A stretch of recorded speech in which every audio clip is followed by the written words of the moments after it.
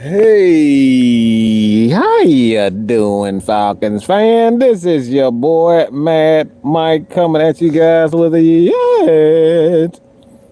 Excuse me, but what the hell was that? Okay, so yeah, that was interesting. Um,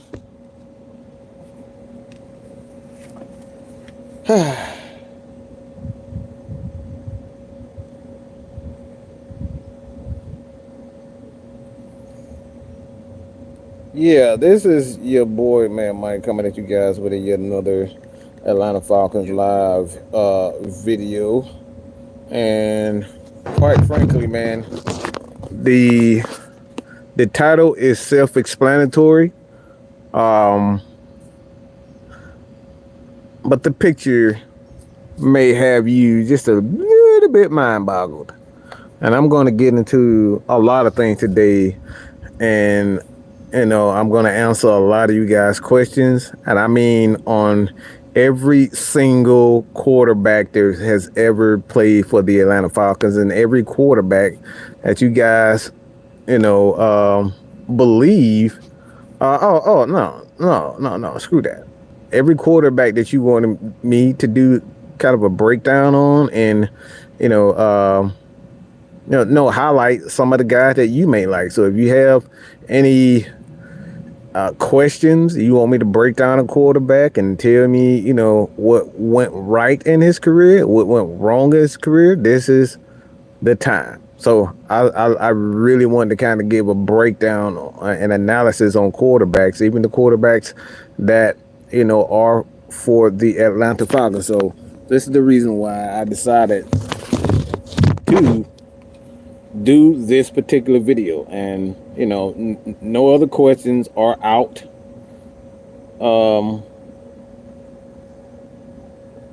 Questions. So if you guys have any questions about any other thing, any position, defensively, offensively, special teams, all of that, your boy Man Mike will definitely break that down as well. But before we get started with all that, man, let me get a little announcements out of the way. Tonight we do have a show, the heavy hitters. We're going to be breaking down as best we could, because let's keep it real, nobody really know nothing about this damn NBA draft. A lot of people don't really know nothing about this NBA draft. I think outside of a couple of college guys that's coming out, we don't really have a clue what Alex Saw is all about. I know a lot of people have said that he refused to work out for the Atlanta Hawks, which is true, but he never, and his team never stated that he did not want to play for the Atlanta Hawks. So a lot of teams and a lot of people are wondering whether or not the Atlanta Falcons are going to draft him regardless. And I think that's something that needs to be talked about. And I gave my opinion on that on a video yesterday, when Landry Fields confirmed that he did not work out for the Atlanta Hawks. But what he did was they saw him at the combine. So it's not like the Hawks haven't seen his game, not familiar with his game. Yeah.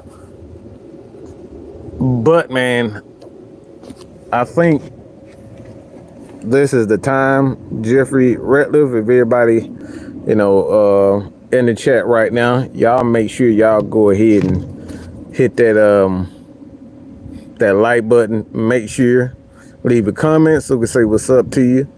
But again, heavy hitters tonight. All right, we're gonna be doing the show in the heavy hitters. We're gonna be draft coverage for the heavy hitters tonight, and we're gonna go on from there as well. If you have not already, reserve your tickets for the Red and Black event, man. The Red and Black event is July 13th. Y'all can come down, holler at us, sit down with us, talk. We're gonna have a few people in the building. the tickets are right now are going fast. Okay, they're going fast. So if you have not reserved your tickets, head over to Eventbrite. Miss Maggie T, she will have it in the not only in this particular video in the comment section, but I will have is linked now on her page on Facebook at Maggie Thornton on Facebook. You can find it on Twitter as well at Atlanta Falcons Nation, and at Maggie T Productions. So if you guys have not already, I'm telling you, man, they are going absolutely fast. And it's like like I said, $20, and come eat, drink, sit down, have a long conversation with your boys. At the AFN, we got some special guests that maybe that's going to be coming in also. Like I said, you never know what's going to happen. You never know who's going to show up. This is going to be really interesting. So, but that's one thing. There's two things out of the way as far as the announcements is concerned. And go ahead and hit those. Go ahead and make sure that you guys put those questions in the comment right now. But the reason why I wanted to speak on this, man, is because let's just keep it real. One of the most frustrating parts about being an Atlanta Falcons fan is that people just, like, they just don't give a shit. Atlanta Falcons fans don't give a damn. They don't really care about this team. Falcons fans don't care about this team. Y'all can sit up here, a lot of them, most of them don't care about this team. It's a lot of, I can say it's about a good 60% of the fans, people who watch the team and call themselves Falcons fans, they could give two shits about this team. They don't care. They don't give not one flying fuck about this team. They only care about what they want to see. Let's keep it real. They don't care about this thing. Why would you say that, Mike? It's because, like I said, at the end of the day, why don't Atlanta Falcons fans care about this team? They don't care about the success of this team. They don't care about the team, the defense improving. They don't care about the coaching staff. They don't give a shit about the coaching staff improving. They don't give a damn about the types of coaches that we bring in. They don't give a damn about having veteran guys. They don't give a damn about none of that. All they care about is guys who they approve of. You only care about the people that and the players that you approve of.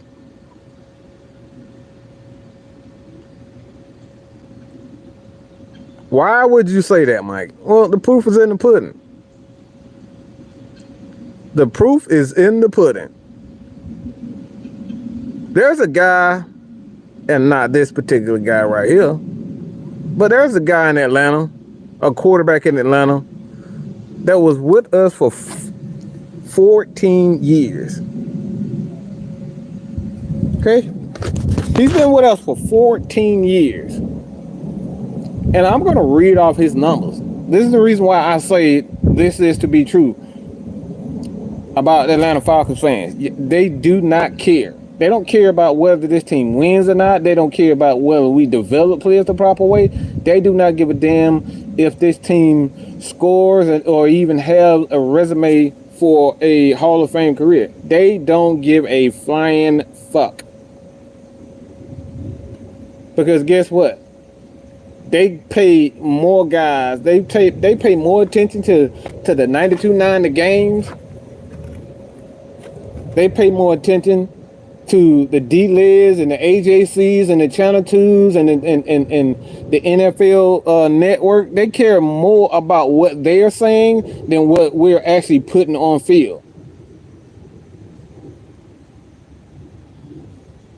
How many games that we've seen at the Dome when they say, "Oh, it's been sold out"? The Georgia Dome has been sold out, but turn around, the Georgia Dome has been sold out and half the damn stadium got got half the team of fucking Green Bay Packers.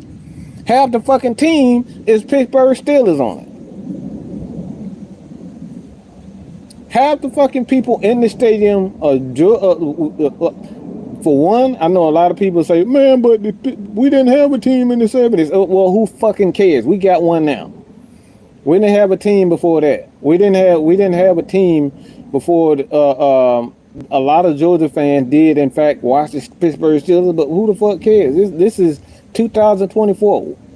We shouldn't be still. If we have a team, we shouldn't even have Atlanta Falcons fans that sit up here talking about you live in Atlanta, you live in Georgia, but you telling me that you can't even support or watch the Atlanta Falcons now? People are from Georgia, but we hear more about them guys being what? We hear about them people being more Pittsburgh Steelers fans than they are Atlanta Falcons fans.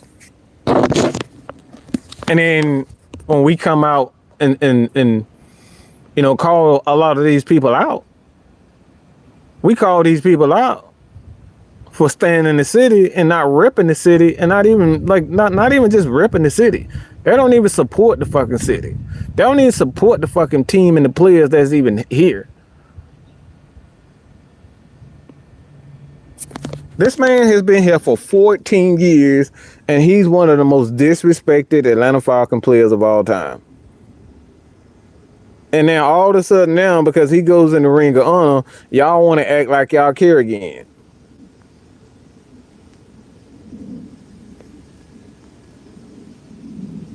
When did Atlanta Falcons fans start caring about Matt Ryan? Just want to know. When did that happen? When did Atlanta Falcons fans start caring about Matt Ryan? This man has a career total of 62,000 passing yards. Okay, let me give you the exact number of Matt Ryan.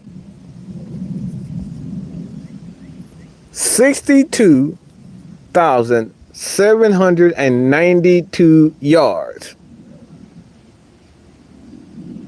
And I'm gonna break down some other numbers too. I'm gonna give you guys some other numbers.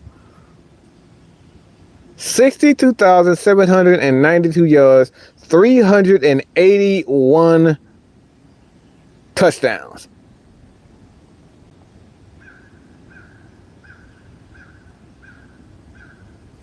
A 65.6 completion percentage, and he's played over 234 games.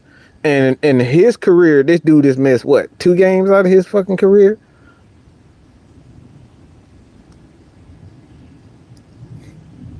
He nearly played over 200 straight games.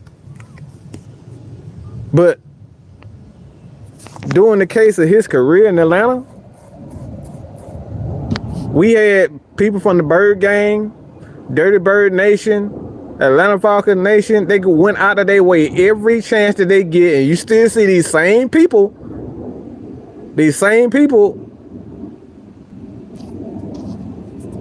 You see these same people all on social media now try to act like they, oh my God, I love Matt Ryan.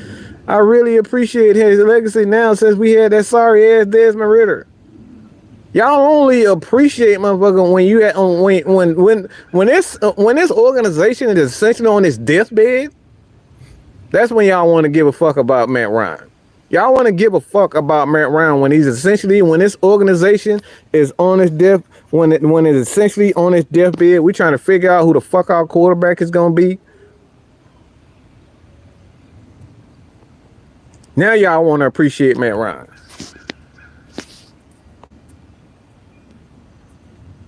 Now you want to appreciate Matt Ryan for what?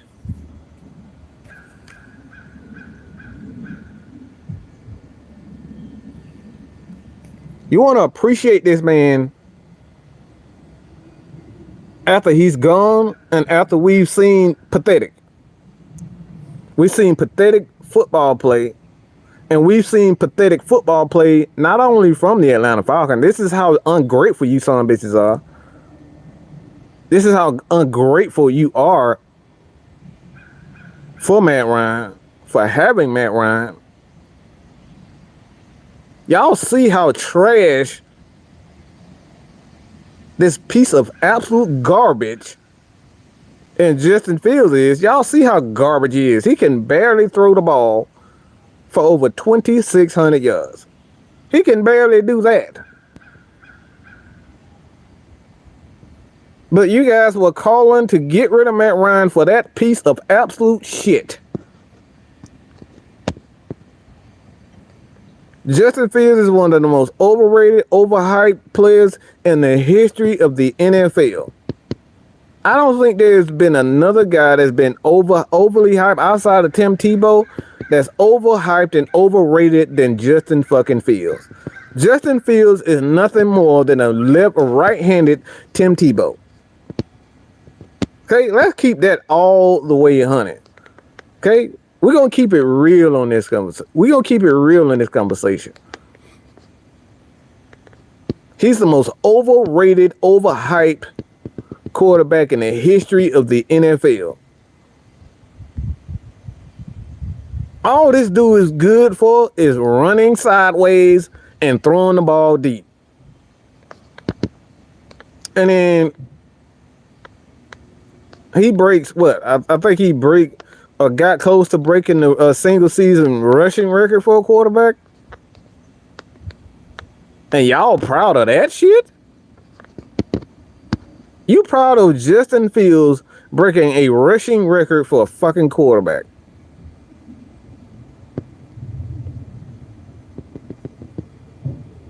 Yet our quarterback puts up 380 touchdowns in his career. Not all with the Atlanta Falcons, but 62,000 passing yards in his career. Not all with the Atlanta Falcons. But you couldn't wait to get him the fuck out of here so we can have the likes of a Justin, we can have quote unquote the likes of a Justin Fields, because he reminds you of the guy on the screen right now. You wanted to get rid of Matt Ryan so we can potentially draft a guy that maybe could one day somehow, I love his potential. It's going in this man going in his 4th year in Justin Fields, and we still got analysts on ESPN talking about I want to sit Russell Wilson on the fucking bench because Justin Fields has potential. You have people in Pittsburgh that are reporting for Pittsburgh that are telling you guys that he looks like absolute shit and he cannot throw the ball accurately. Where have you heard that from? Where have you heard this before, that Justin Fields can't throw the ball accurately? Yet this guy fucks up after fuck up after fuck up after fuck up. Yet we get guys that actually play well and play decent, and we ready to get rid of them. Y'all ran a guy in Desmond Ridder out of town because of what? Maybe, possibly, coulda, shoulda, woulda been like, because you wanted a guy like a Michael Vick 2.0. Y'all were never going to let Desmond Ridder succeed. Even if he did succeed, y'all would have never been on his bandwagon. Desmond Ridder was doomed from the absolute start. Nothing that dude was good enough for. This dude threw less than 200 less, okay? He threw less than, he threw about 200 and I believe 40 something yards less than y'all MVP, than the NFL MVP, Lamar Jackson. Drake Smith, as a Bears fan, I'm beyond happy. Thank you, sir, for being honest. Wallace, how you doing? Six, how you doing? Tony, Floyd, Kenny S, Sheila E, how you doing? Fred Butts, Shad, what's going on? Jeffrey, but we punish this. This is where my frustration for a lot of stuff, not just like I said, not in it, not just this just doesn't apply to the Atlanta Falcons. This applies to the NFL. Quarterbacks these days get awarded for being popular. We see guys we see this piece of fucking look. I think Trevor Lawrence has the ability to one day quite possibly be a good quarterback, a great quarterback, but he's not a great quarterback. He's an above average quarterback. Okay, you know what he is, and a lot of people not gonna like what I say this, but Trevor Lawrence is nothing more than Jeff Garcia, an above average quarterback that had a bunch of weapons around him and he put up numbers. But when you take those weapons off of the team, you start seeing the real Trevor Lawrence. And you saw that at Clemson. You saw the same thing from Trevor Lawrence at Clemson. But guess what? They gave this dude $50 million, the highest paid quarterback in the NFL, off something that he could one day might be. He hasn't shown you the ability to be great. You've seen flashes with Trevor Lawrence where he can be great, but flashes ain't good enough to be paying a guy $50 million. And this is where a lot of the media, and mostly the media, because the media feeds the fans. A lot of fans are totally unaware that they've been manipulated or being manipulated by the media. This guy's getting paid over $50 million. He's getting paid more money than Patrick Mahomes, and we think it's perfectly fine.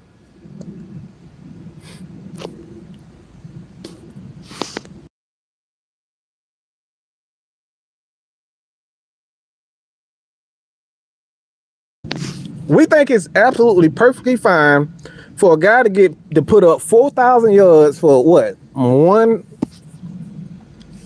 Two times in his career. We think it's perfectly fine to pay him $50 million because the media said he's a popular guy. Because somebody who's a Clemson fan or who a Jacksonville Jaguar fan and somebody who absolutely likes him, not the fact that he actually earned the right to be able to get paid $50 million. We give this guy $50 million because of what we like, instead of letting these guys earn it. That man did not earn no $50 million fucking contract.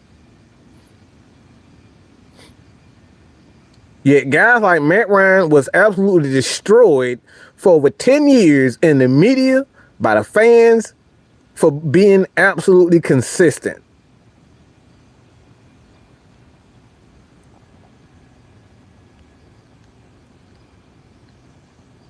Drew Brees has, I believe, 10 years of 4,000 yard passing, and Matt Ryan is, I think, either second or third. I believe it's third, with 8 years with 4,000 passing yards. Passing seasons. So he's earned the right to get a $40 million contract. He's earned the right to do so. Yet guys don't even, at this point, guys, look, as long as you get past your 4th year, you get to that 5th year, you get past that 5th year as a quarterback, you automatically guaranteed a $50 million contract. This is where the NFL is at right now. And this is why the NFL is trying to come up with this NFL salary cap. It's because we got way too many guys that have done absolute bullshit. Because we like them, we like the way they move. Doo-doo-doo. We like the way they move. I like the way you move, boo. Let's give you a $200 million. A lot of y'all guys were ready to give Justin Fields $200 million off of fucking potential.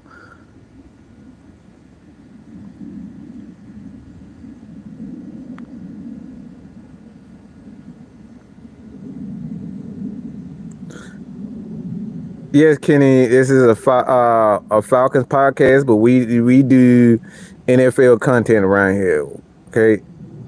But yes, this is a Falcon.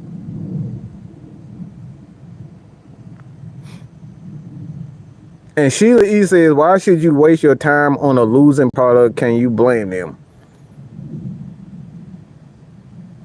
I don't even know what the hell that even means. It's called development. It's called a process. See, some of you bitches don't know nothing about a process, and some of y'all have y'all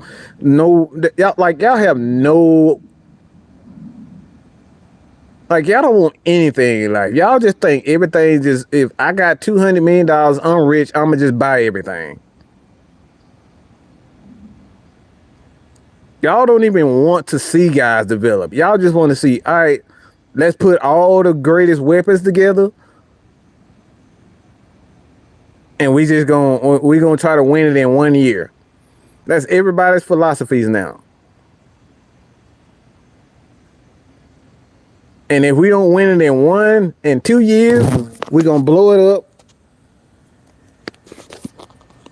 We're gonna go through hell, and then we're gonna start a process of absolutely sucking all over again, and then you're gonna spend the money again, and then you're gonna repeat the process. Y'all don't want to develop a defense. You don't want to develop a special teams and a coaching staff. Y'all don't want to have a good front office.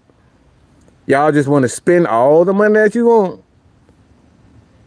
Spend all the money like you want. And we've seen this process for 25 years in Dallas. For 25 plus years in Dallas, this same process has failed. Jerry Jones, all he wants to do is throw his money at everybody.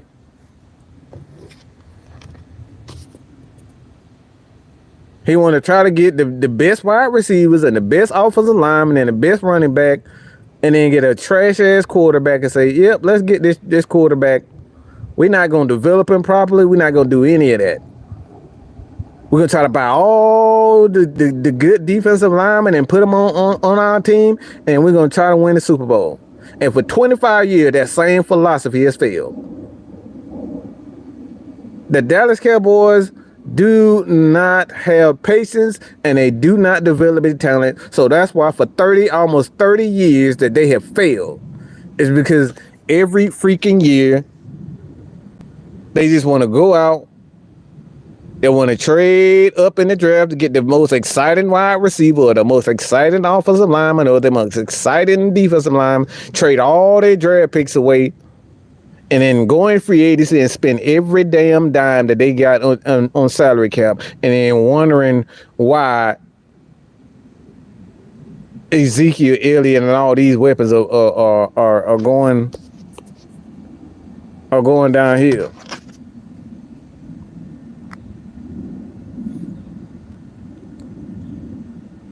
Ken is, how you doing, brother? Thank you, I appreciate it. A Texans Raven fan. Look, like I said, just stay tuned for this year, man.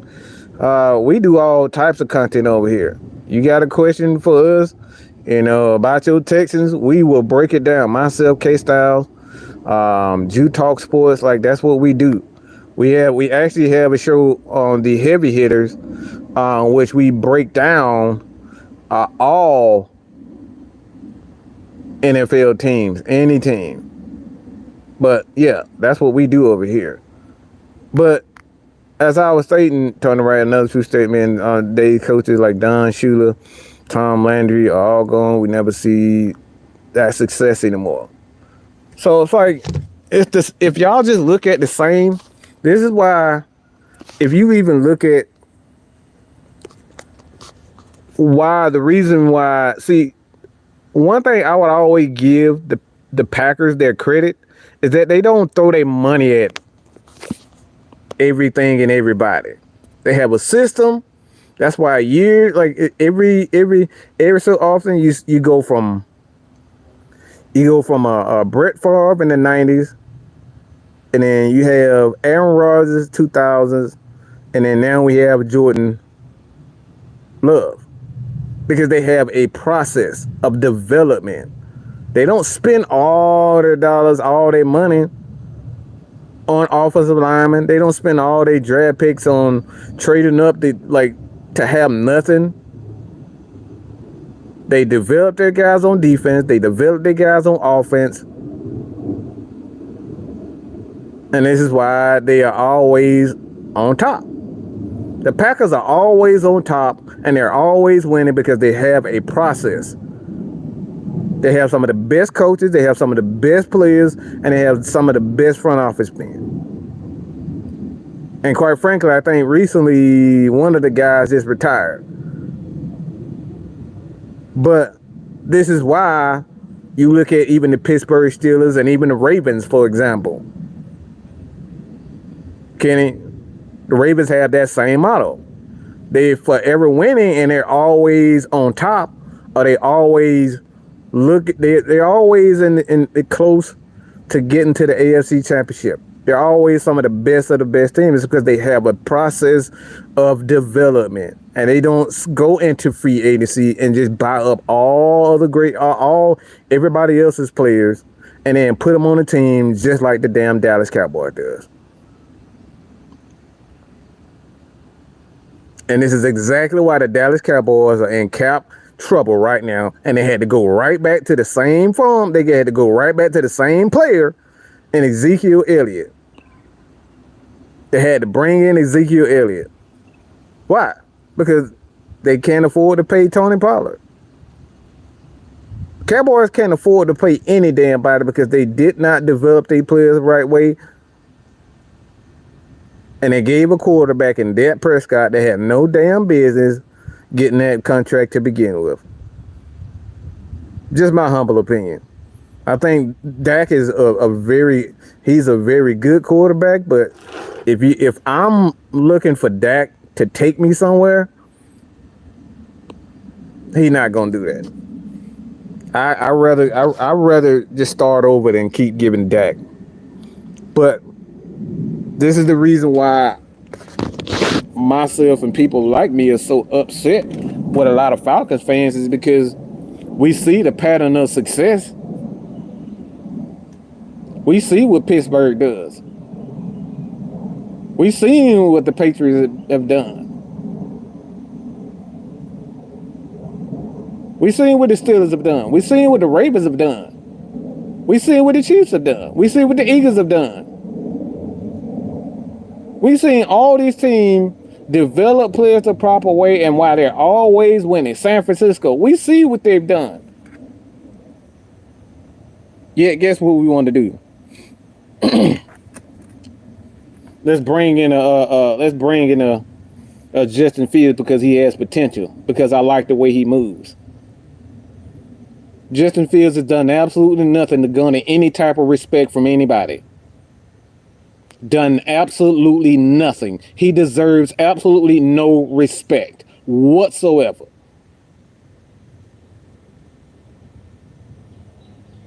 It's fucking sad that we sit up here talking about that Russell Wilson, who had a much better year than given credit for last year, when you literally had your head coach trying to sabotage the whole year, and guess what he did? He still had a successful year.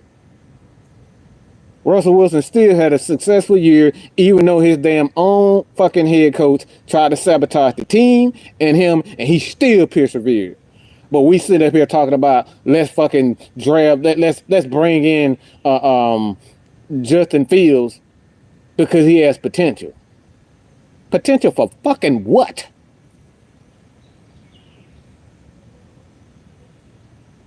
They literally tried to destroy Russell Wilson from the time he got in there, and he still persevered. And we sitting up here still to this day up here talking about I'd rather start Russell. I'd rather start Justin Fields because he has potential. He can maybe one day possibly be something.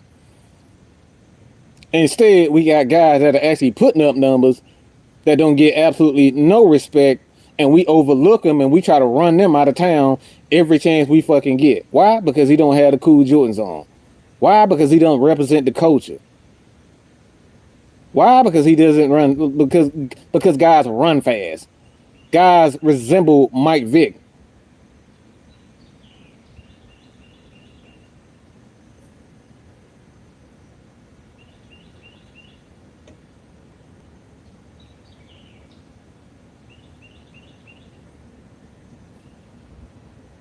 So when it comes down to the main reason as to why I had to talk about this is because of that. My first Atlanta Falcons game was going to see this guy on the screen. Right? This guy on the screen that you see is my first game. My first game and I saw was Michael Vick. That was my first Atlanta Falcons football game. Is going to see this guy. So do I have an attachment to him? Absolutely. Is he one of the most iconic players? The most loved players that we've ever seen in the NFL? I don't think there's a soul who've ever watched a football game that can't say that they've never seen a Michael Vick game or they did not enjoy a Michael Vick game. Going all to his days at Virginia. This dude was must-see TV. I don't think anybody can deny whether or not Vick was must-see TV. When you got John Madden going, oh, that's Mike Vick, you know that guy's special.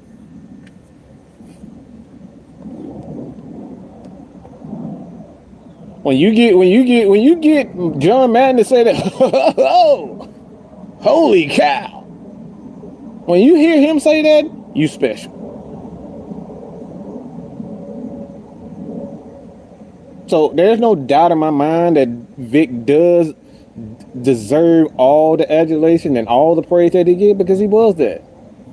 Dude was hella talented. He's the most athletically gifted quarterback the NFL has ever seen. There is no one more athletically gifted than this guy. This dude can throw like Elway and run like fucking Barry Sanders and Deion Sanders all at the same fucking time.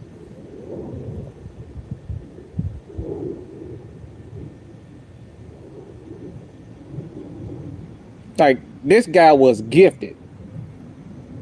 But the problem is that Falcons fans will not let him go. I got guys that are friends and they were Falcons fans, okay? And these people were Falcons fans for years. But as soon as Mike Vick came, they were Falcons fans.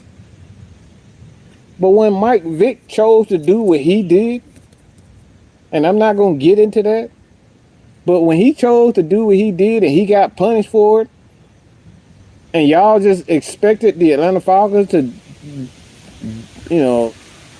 bypass all of the money they invested in him. Do y'all realize how much money that this man, Arthur Blank, invested in him? This dude invested over $250 million invested in this guy.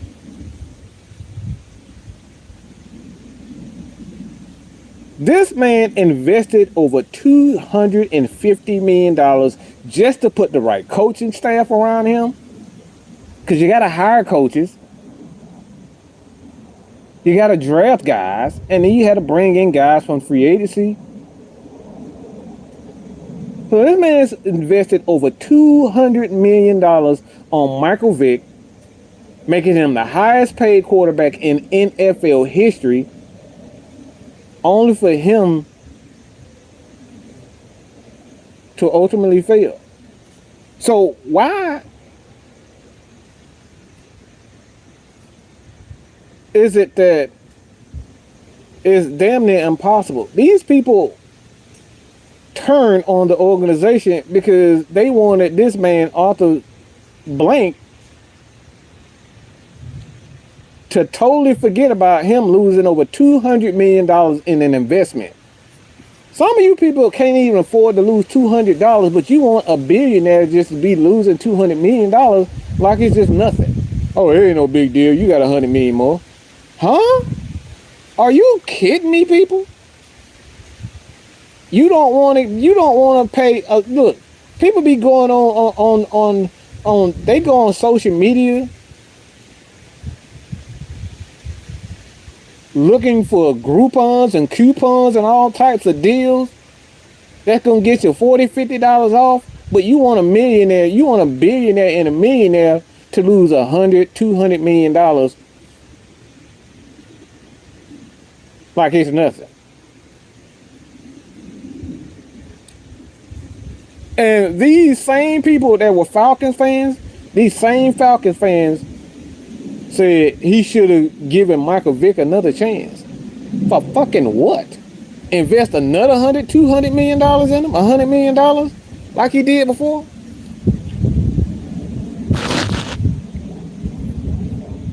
You want him to invest another $200 million in him? How about if he would have hiked the ticket prices on the Atlanta Falcons, y'all would have been fucking losing y'all mind.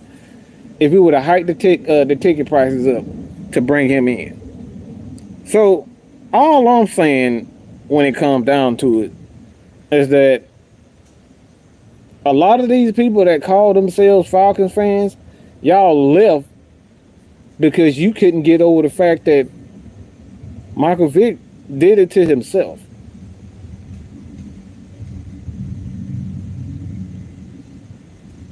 Y'all couldn't get over the fact that a guy like Matt Ryan was just, like I said, he's the greatest Atlanta Falcons of all time. This dude threw over 50,000 yards as a Falcon passer. We didn't even have a guy that threw damn near 30,000 passing yards. Okay?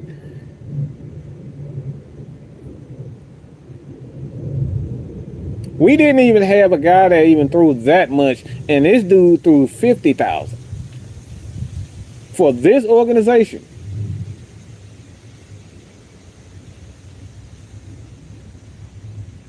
And then y'all try to run a guy out that was actually doing great by this organization.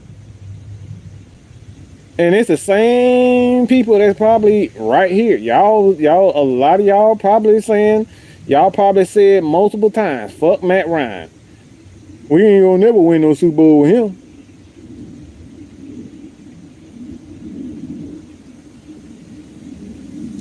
Man, we need another Vick, man. I'm tired of seeing this shit. We didn't win a damn thing with Mike Vick, but we want to bring Mike Vick back so bad.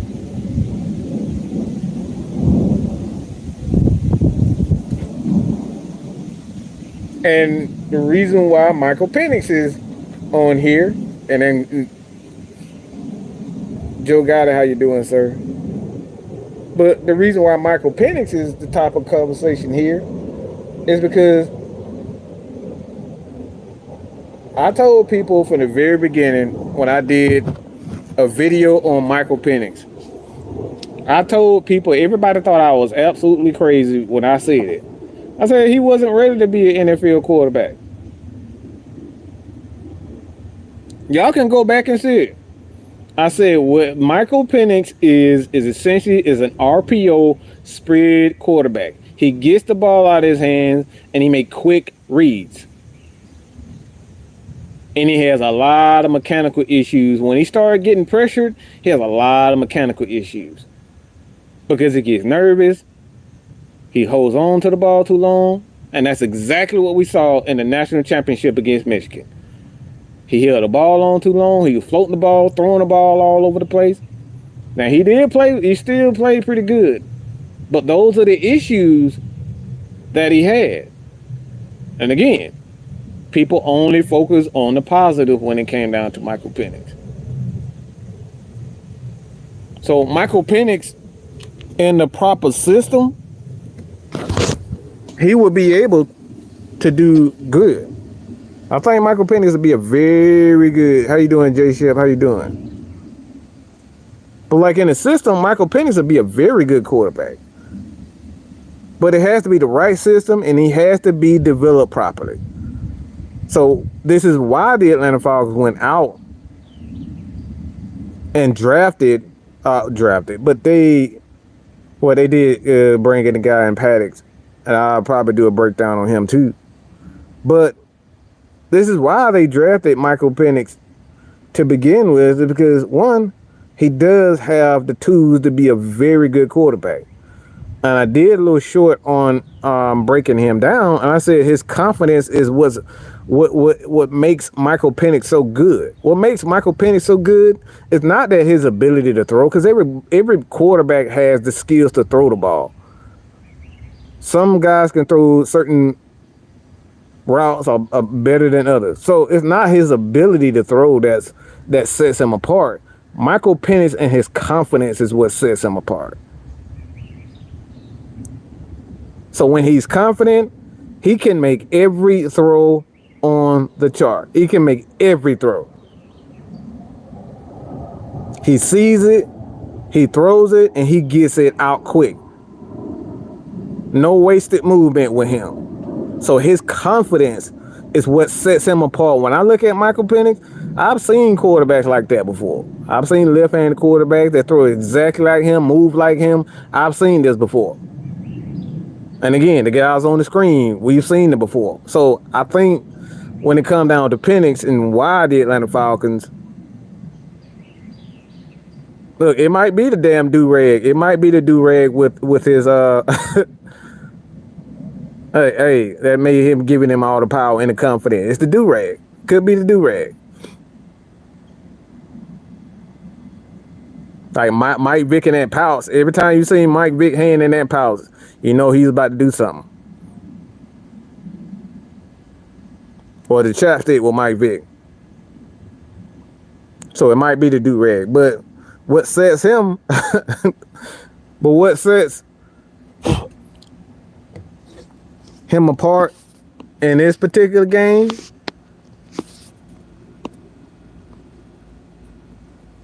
what sets him apart in this particular game, Michael Penix, like I said, I think it's his confidence, man.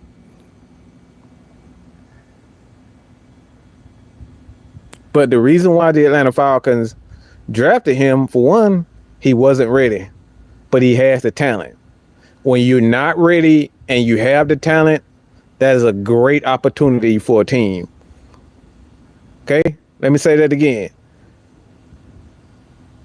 When you're not ready to play and you have the talent, that's a great opportunity for a team to develop you properly. This is what happened to Brett Favre. This is what happened to Aaron Rodgers. This is what happened to John Elway. These guys weren't ready to play immediately, so they had to be developed properly.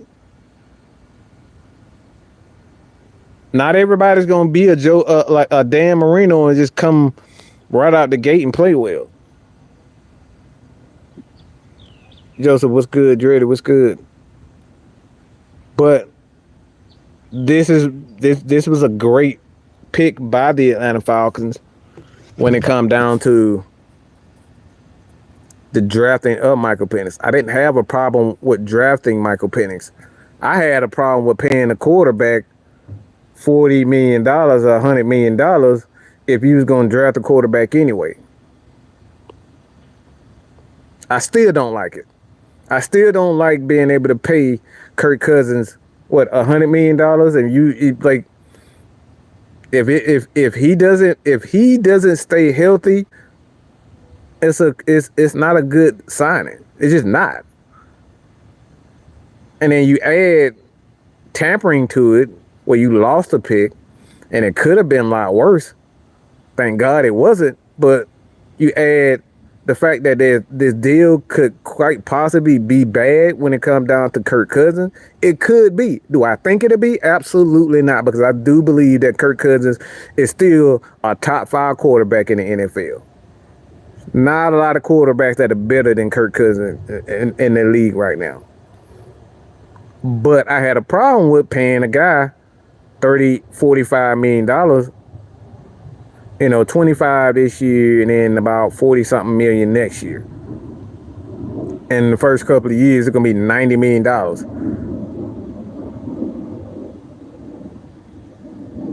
So I had a problem with the money when it comes down because I believe that the Falcons should have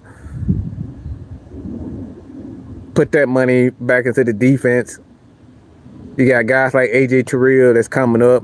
We don't know what's going to happen with Jake Matthews and whether or not he's going to continue to play.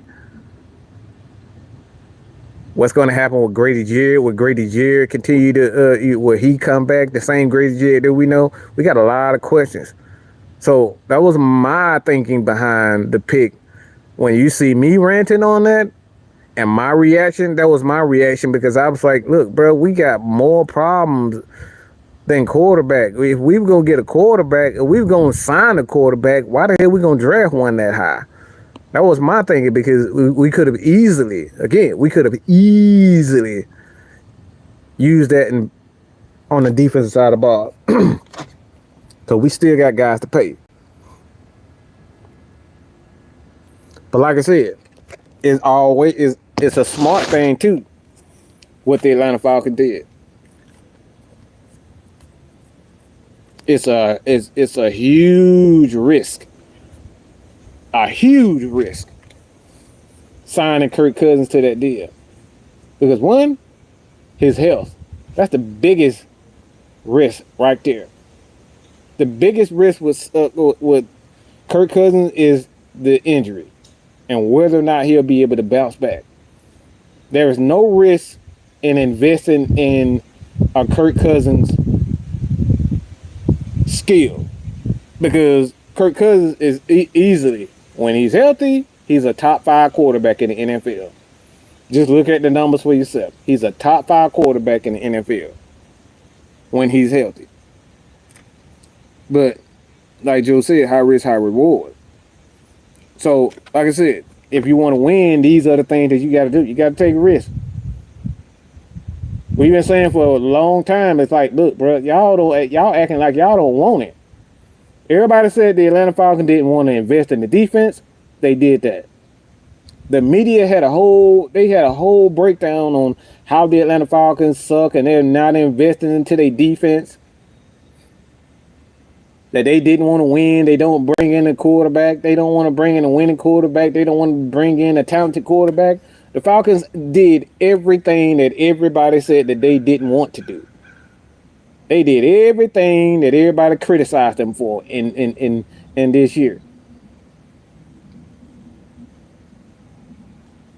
So, yes, this is high risk, high reward. The Falcons are going to be fine whether Kirk Cousins succeed or if he succeeds or not. If he failed, the Falcons are fine. If he succeed, the Falcons are going to if they're going to be fine. It's even better. So, is there really a bad out of this situation? Not really. Because what can happen, let's just say Kirk Cousins end up failing or something happens to him. Well, the Falcons can trade. Look, the Falcons can trade a lot of their weapons on the offensive side of the ball. And this is why I tell y'all, it's like, this is not what I'm asking for, but this is what could happen. They can trade guys like Caleb McGarrett. They can trade guys like Tyler Algier. Because Bijan Robinson is going to be on his rookie deal still for the next 3 years or so.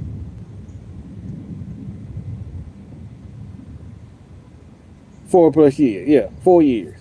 This year counting. So for the next 4 years, they locked in with Tyler Algier, with Bijan Robinson.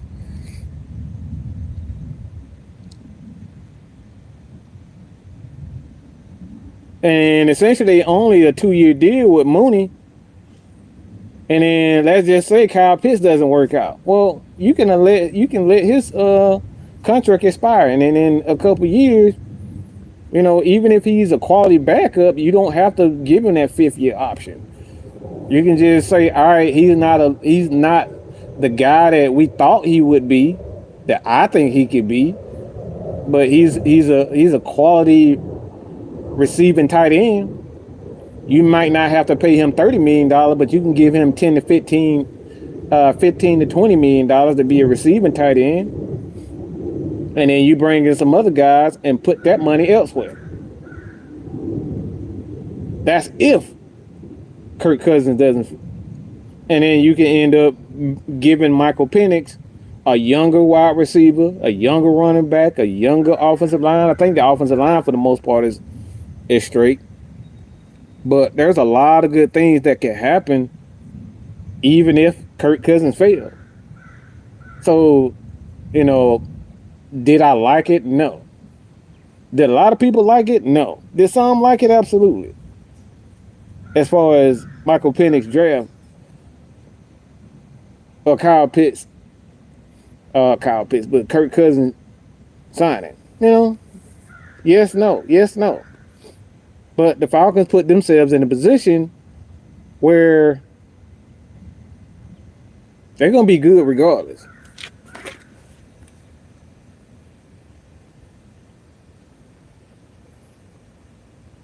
Then in 23, Pittsburgh used their first round pick, Broderick Jones, 6'5", 300.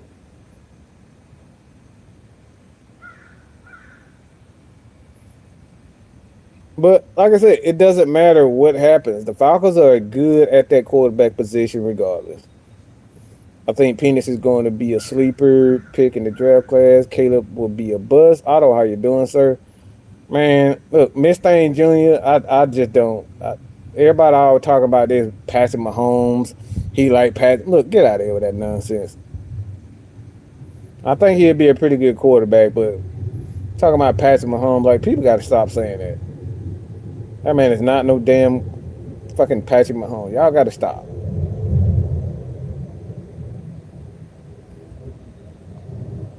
When you look at the two greatest quarterbacks of the modern era, both of them started as backups or were developing their first year. And that's why I say, Otto, that's why I repeat that when you have a quarterback that has ability, but he isn't ready, he still needs development, these typically are the best quarterbacks. And this is why when you look at Michael Penix, I think he's going to be a superstar just based on that, because he has a lot of mechanical issues. He has some issues as far as his injury is concerned. But this dude can slang it. And his confidence is fucking off the roof. Off the fucking charts. Like, he's that damn good. But he has a lot of, he got a lot of issues. He got a lot of mechanical issues. He's one of them quarterbacks, if you hit him, he can get rattled. So, like I said, that's a lot of stuff when it comes to Atlanta Falcons. It's still some questions. J Black, how you doing? And that's the same thing with Patrick Mahomes. People didn't want to take Patrick Mahomes that early in the draft, and be honest, I thought he was the best quarterback in the draft when I did my breakdown on him. I thought Patrick Mahomes was the best quarterback, the most talented quarterback in that draft. I thought it did. I thought so then. That dude can literally make every throw. He was patient in the pocket. He had the ability to move around in the pocket, escape. Like, he had the patience. But like I said, his thing is when he got under pressure, when he was under pressure, that's when he made a lot. That's when he tended to make a lot of mistakes. That's almost exactly like Michael Penix. So when you have a quarterback that has those skills, or when they get panicked and rushed, those guys you can develop. So it's all about development. He said giving Warren Moon vibes. Hey, Dreddy, how you doing, sir? But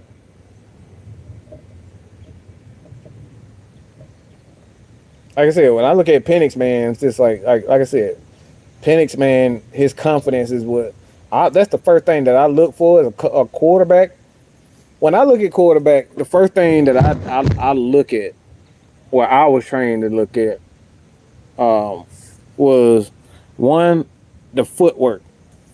I could care less. The first thing I'm looking at is the footwork. What is his feet doing when he's in the pocket? Do he have erratic feet? People with erratic feet, those quarterbacks are gonna forever have issues. So if his feet are calm in the pocket and he taking a little small, you know how Patrick Mahomes, when he's in the pocket, he take those little small baby steps. He's never taking those big long steps where he's trying to get away or trying to escape. When you see a quarterback taking those liberty nibbly steps, that's the first thing that you see. All right, that guy's confident in the pocket. Aaron Rodgers is another guy who does that. He take the little nibbly steps in the pocket. He just like he tap dancing in the pocket. That's how you know when a guy got confidence. That's how you know when a quarterback got confidence. Always look at his feet first. Don't worry about his ability to throw, because you can improve a guy. As long as he can throw the ball 60 yards in the NFL, you can always worry about his throwing ability. But the accuracy and the footwork helps the accuracy. So anytime you see a quarterback with calm feet in the pocket, that's how you know you got a quarterback. And like I said, Rodgers, Patrick Mahomes, Drew Brees, Tom Brady, Matt Ryan, those guys all had quiet feet in the pocket. So that's the first thing I never look at, oh, he could throw the ball like Indianapolis quarterback right now. Good God, from Florida. Jesus Christ. What's his name? He throwing the ball and hitting the fucking ceiling and shit. But like AR-15, yeah, that's his name.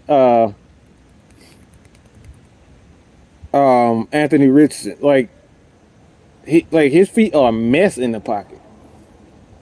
You can look, that's the same thing with that's exactly why Lamar Jackson, that's why he has so many issues in the pocket. And when he's in the pocket, because he's always constantly moving. He's always thinking about moving and running. That's why he's always inconsistent against the best teams in the NFL. That's why when he plays against the Kansas City Chiefs and the Steelers and the best teams, he always struggles as a passer because his feet are just all over the place. Y'all ain't got to take my word for it. Go in that game and go back and look at the game against the Chiefs and watch his feet and look how his feet is all over the place.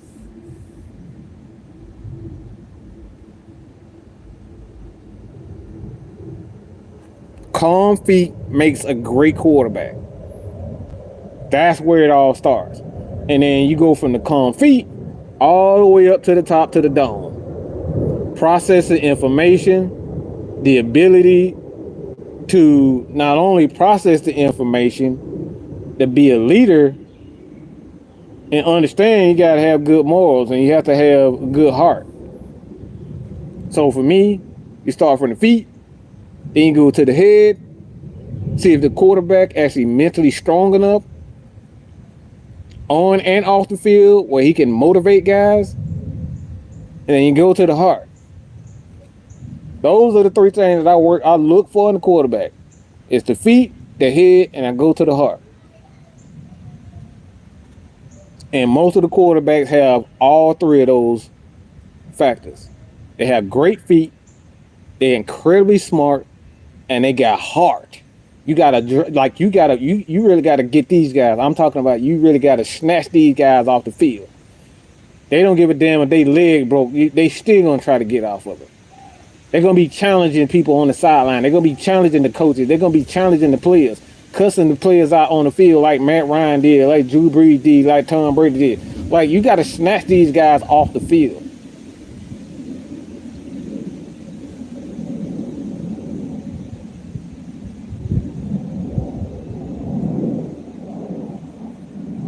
So, like I said, when it comes down to the quarterback position and why I believe that Michael Penix is going to be a very good quarterback for the Atlanta Falcons, because the Falcons are doing exactly what they need to, is be patient. Don't throw this kid out because fans are calling, because they mad that Kirk Cousins threw 1 interception or 2 interceptions or probably even 15. They have to get this right. They have to be patient. This is why a guy like Trey Lance,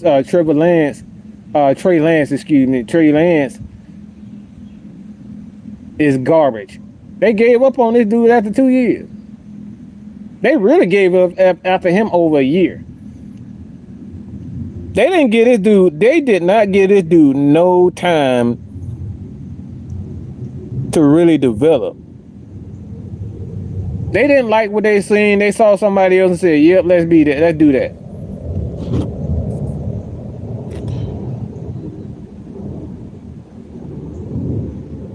Maurice Martin, how you doing, sir? Do you think Vick could have been great if he just would have studied? Yeah, I've said that before. I mean, Vick studied, but he just didn't study here in Atlanta. See, the problem with Vick wasn't the fact that he wasn't smart. Vick wasn't dumb. He was just lazy.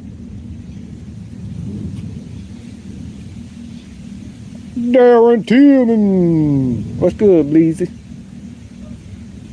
Vick's problem wasn't the fact that he wasn't smart. Vick was lazy. Because he showed you what he could be when he got with a real quarterback coach and a real coach. And Andy Reid. Andy Reid had that dude looking like a fucking look. Andy Reid had Mike Vick looking like the guy that we thought he could be. The only thing was that Mike Vick had been out of the game for 2 years, and he had accrued, a lot of injuries at that particular time in Philadelphia. They could have easily been a Super Bowl. They could have easily won a Super Bowl if Mike Vick was actually healthy or they had a better defense. But Mike Vick was never dumb. I never thought he was a poor quarterback. I just thought he was lazy as hell. And he told you that he was lazy.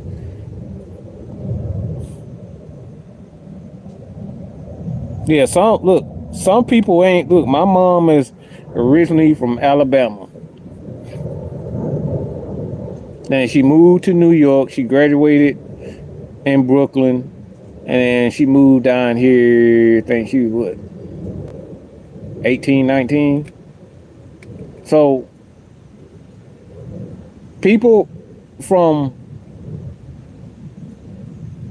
a small town, they're not used to how fast Atlanta is. Oh boy, it could really send people left. A lot of people end up being drug addicts, get caught up in crime, or they just waste their talent because the city's just too fast for them. It's just too much going on in the city. And I think that's the thing with Vick. Atlanta was just too fast for him at that particular time. So, like I said before, Vick, when it comes down to it, he's the most gifted quarterback in the NFL, in the history of the NFL. And don't just take my word for it. This is exactly what Dan Reed said about him. This dude his word was like, this dude is absolutely phenomenal. And we're going to do whatever it takes to get that guy in Atlanta. So when a guy like Dan Reeves, who's a running back by trade himself, an offensive guy by trade himself, and he's seen some of the greatest quarterbacks going back to the 70s himself. And he's seen the John Elways, and he's seen some of the most talented quarterback. And he said Michael Vick is the most gifted quarterback ever. There's no doubt in my mind. But like I said, so many things that had with Mike Vick that went wrong, and it really just more so him just it being too fast for him.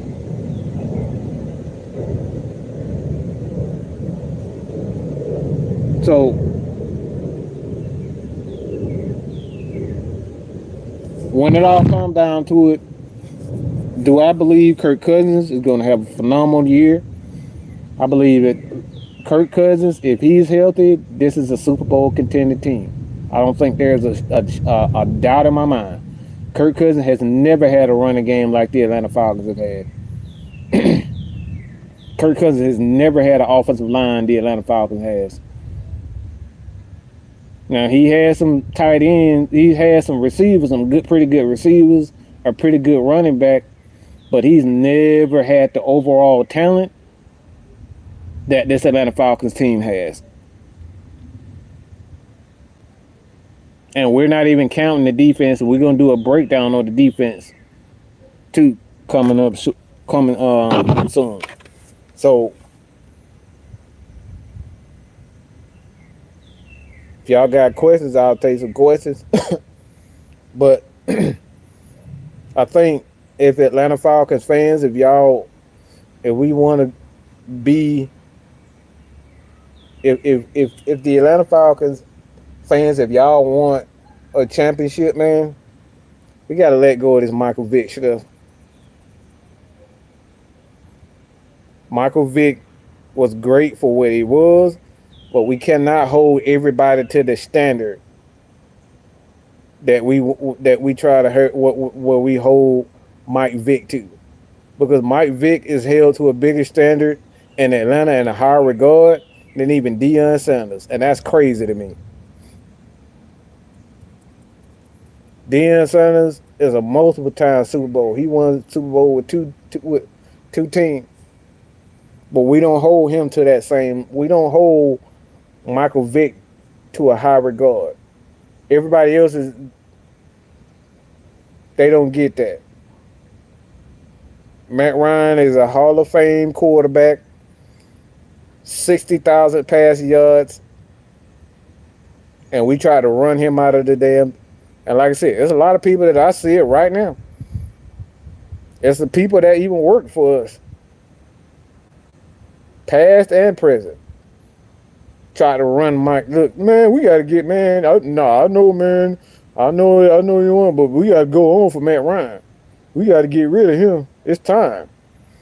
And then when the time came, it was like, oh, shit. I don't know if that was a good idea. We should have been patient. Yep. If we were patient with Matt Ryan, Desmond Ridder would have been a whole lot better than what he was. If we were patient with Matt Ryan, Arthur Smith would still be the head coach for the Atlanta Falcons. But the fans the media accelerated that process.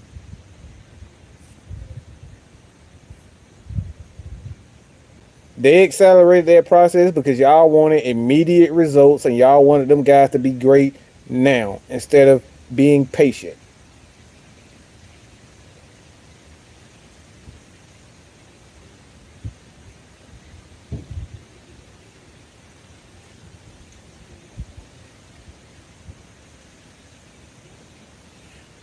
Can you predict post Kirk Cousins that Penix can be the franchise quarterback that finally puts Vick around the big?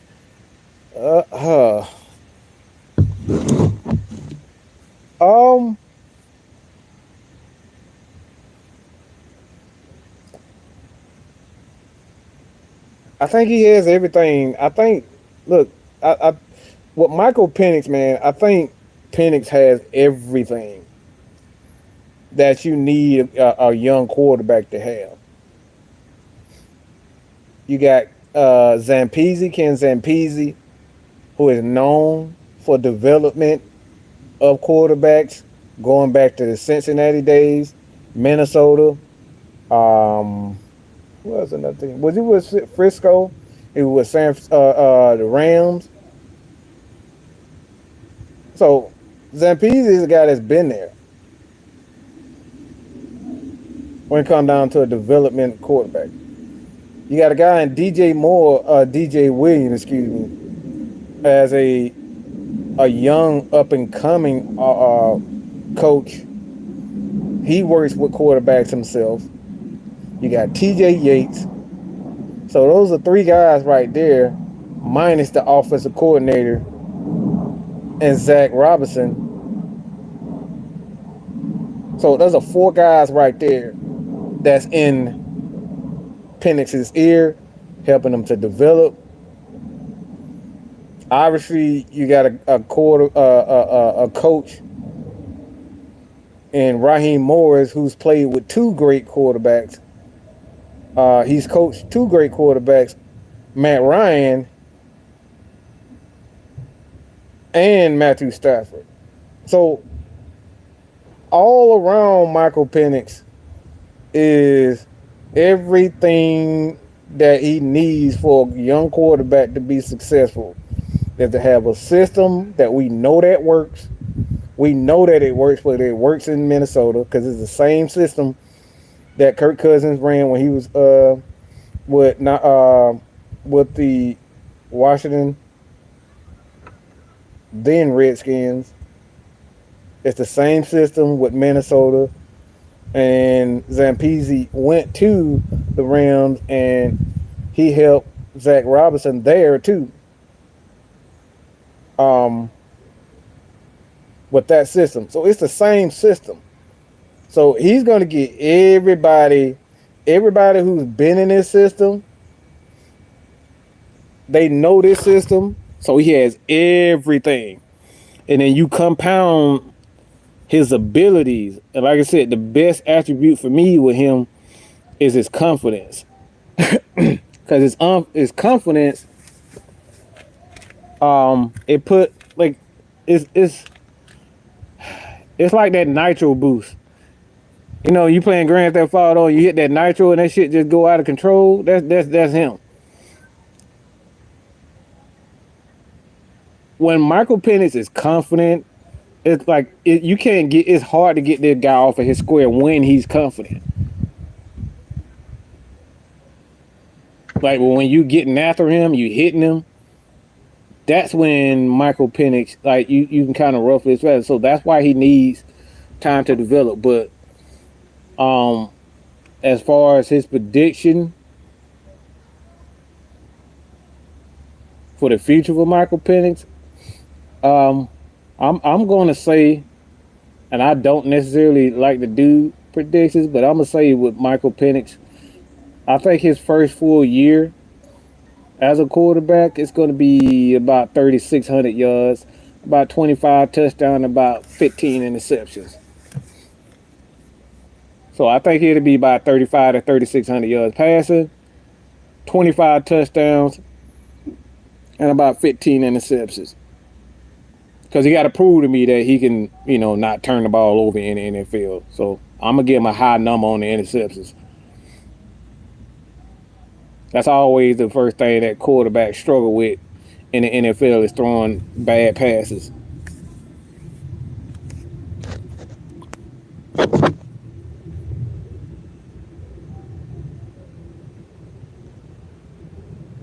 Do you think we can win the Super Bowl, Kirk Cousins? Yeah. I already think I think the Falcons are better than the 49ers. I just think with a healthy Kirk Cousins, they are clearly better than the 49ers in my opinion. Because the Falcons have two running backs. They have an offensive line that have shown you that they can dominate that team, and we beat them. We beat the snot out of San Francisco. We beat them. We physically dominated them. And their defense. So we've dominated them. So I think with a healthy Kirk Cousins, a healthy Kyle Pitts, Bijan Robinson, Tyler Algier, the offensive line, another year with an offensive lineman, in my opinion, that y'all really got to pay attention to, is Matthew Bergeron, because I think this dude's going to be a fucking star. And then Drake London with a quarterback that absolutely knows what he's doing. He knows what he's seeing. He knows how to put them in the check. Look, You can't tell me that the Falcons are not better than the San 49ers. Because all you got to do is stop their run. And look, I'm not scared of no damn Brock Purdy. If I stop the run, I know I can beat the 49ers. And that's the team that was in the Super Bowl. That's the team that was in the Super Bowl, and that's the team that won the NFC. So if I can stop their run, what good are they? The Falcons, even the Falcons with Marcus Mariota show you that they can handle. They can stick with the 49ers. And you telling me with a healthy presence that we can't beat them, and they with the NFC champion? I think the Falcons, along with the 49ers and the Eagles, I think they're the team to beat. I think you can probably throw you can throw the Lions in there too, but they got to show me that wasn't a fluke year. But those 4 teams, man, I think we can beat all those teams.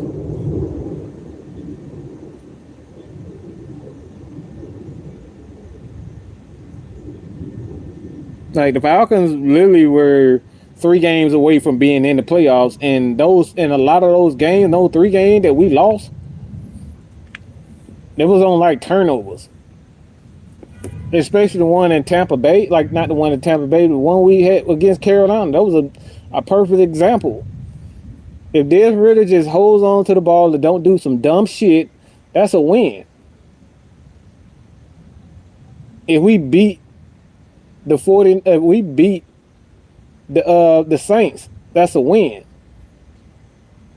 So that's 9-8 right now. That just on those 2 games alone, that's 2 wins right there, and the Falcons in the playoffs. And we know if you play solid defense, and we did that without Grady Jarrett. So, like I said, can't nobody tell me that the Falcons are not with a healthy Kirk Cousins, then they're not a Super Bowl contender. You're just not going to convince me. You can't convince me that they're not. A healthy Atlanta Falcons team with better, younger defensive linemen, Braylon Trice. You get another year of Zach Robinson. He's coming back. Zach Harrison. He's coming back.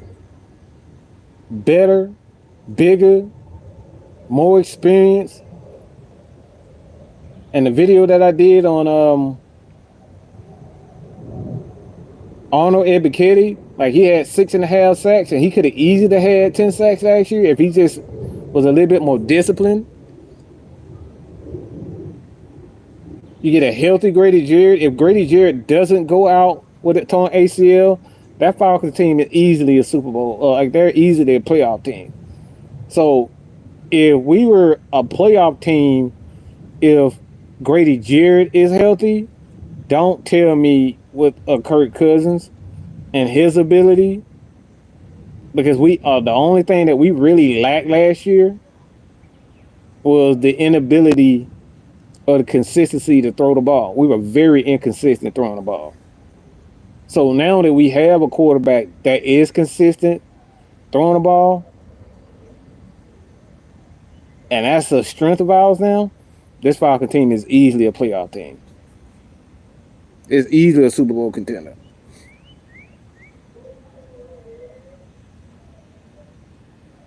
Bill Belichick head coach, and Kirk would have gotten one. Yeah, I still believe in Bill. Even though I still believe that he cheats, but I still believe he's a damn good coach. But I think with him, it had everything to do with his age. Falcons were looking to build something for the future, and with Bill Belichick, in about 2 or 3 years, we're going to be looking for a new coach anyway. So I think that's why they passed on Bill.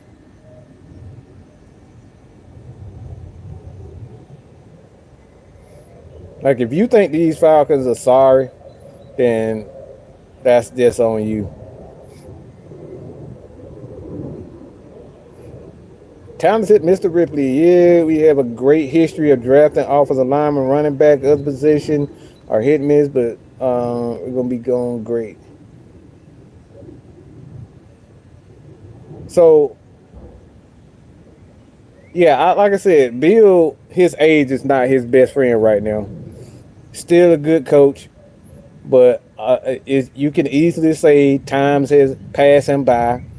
As far as his, I don't think the development part for Bill Belichick or the X's and O's has passed him by. I think certain aspects of scouting has passed him by, and how the NFL wants the league to look. So I think he'll be fine, man. Like I said, Falcons will be fine, but they looking to the future, and a lot of teams are looking looking to the future. So, with that being said, man, uh, stay tuned for us tonight. If you guys truly appreciate what we do over here, Atlanta Falcon Nation, Mad Mike Sports. Again tonight on the Heavy Hitters, THEE Heavy Hitters. Check us out, man. We're gonna be doing a breakdown. We're gonna be doing some draft coverage, some NBA draft coverage. Myself, 6-man K Styles, a whole crew. Jew Talk Sports, who's the Cleveland Cavaliers fan, Hawks fan here. Yeah, everybody welcome if you want to step in and sit down and talk some ball with us. We might let some people on, give y'all takes on the draft picks and all that type of stuff. I'm sure that probably will be some trades. I know a lot of people are trying to figure out whether or not the Hawks are going to trade. I don't see nothing happen, but it's the NBA. Anything can happen. As we've seen with Mikal Bridges end up giving 5 first-round picks for that fucking guy, but that's New York for you. That's what they do. But like I said, at the end of the day, you guys continue to support your boy Mad Mike Sports, T-Rex. I truly appreciate you, brother. But like I said, I was a huge advocate for Bill Belichick coming to him because I know that he was going to have this team balanced, and I knew that he was going to have this team, this defense right. And I'm a fan of the defense, and like the end of the day, the Falcons, they wanted to focus on the future, and that was the right move to go. It was the right move. So that being said, I'm about to get something to eat, man. I'm hungry. But check out the Heavy Hitters, and leave your comments, man. Please leave your comments right here. Out on this video, after this video, you can donate to the channel, to the AFN Teacher Student Fund, at Cash App Mad Mike Sports. Okay, Cash App Mad Mike Sports to the Teacher Student Fund. We're going to be going to the Morehouse game with Coach Terrence Mathis, and what we do there. We're going to be interviewing some, people there. We're also using the money that you guys donate to the channel to help these kids get the proper tools, and the teachers that have the proper tools in order for these kids to actually get the education and get the knowledge that they deserve and they need. So with that being said, again, you guys, if you want to donate to the AFN Teacher Student Fund, check us out. All right, send a Cash App, even if it's for $1. All right, if all you have is $1, Cash App Mad Mike Sports to donate to the AFN Teacher Student Fund. And like I said before, every one of that goes into helping the kids and donating to the community. We're going to donate to schools. We're going to be going around from school to school.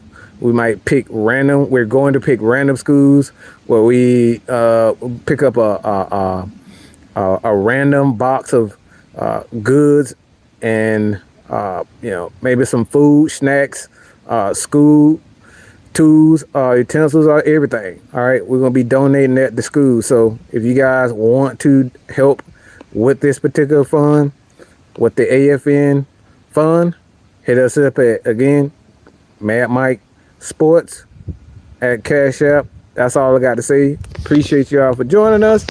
We out of here, man. Peace.